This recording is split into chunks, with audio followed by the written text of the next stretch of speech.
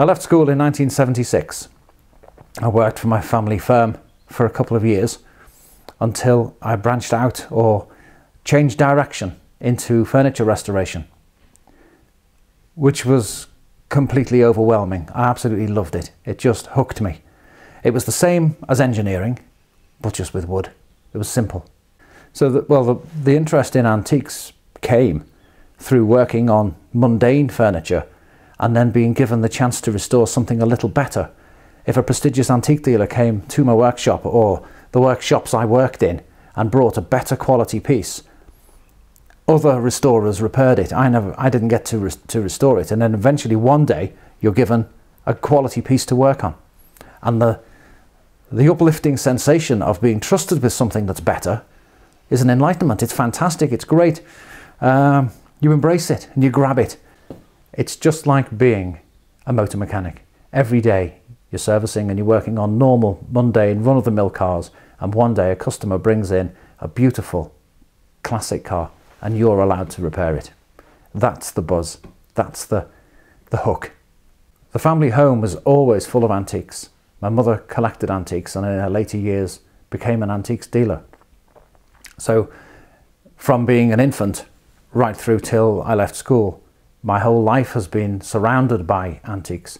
Not particularly valuable antiques or things that you'd say were worth a great deal of money, but certainly interesting. The house was always full of interesting things. So as a child, my father would often come home with militaria for me, because I was an avid collector as a child of anything to do with the Second World War, which Liverpool was, played a serious part in. All the children in my school, and particularly in my class, were militaria enthusiasts, although we were only children. But they were the antiques. They were the antiques we had access to. They were the things that were in our granddad's sheds.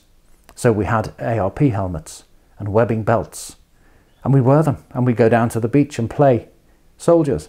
So the interest goes right back to then.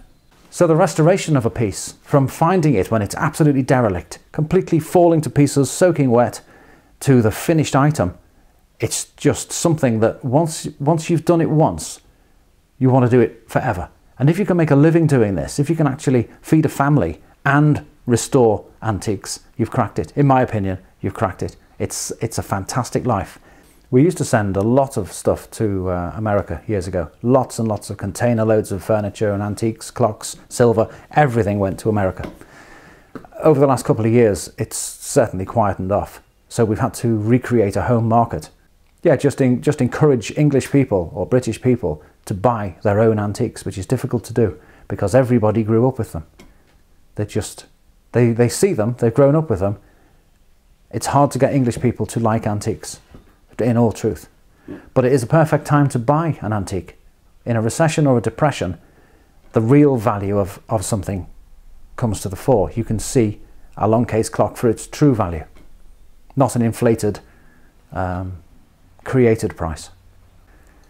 One of the good things that's happened for the antiques trade, particularly in the furniture side of the business, is the fashion toward painted furniture, which if you open any home or design magazine, they're full of it. It's all there, and it's all antique furniture, but just painted. You're still buying an antique, but you're buying a fashionable antique, a country cottage look. Shabby chic, I believe, is the new buzz expression for it. And it does look well, and it sells very well too.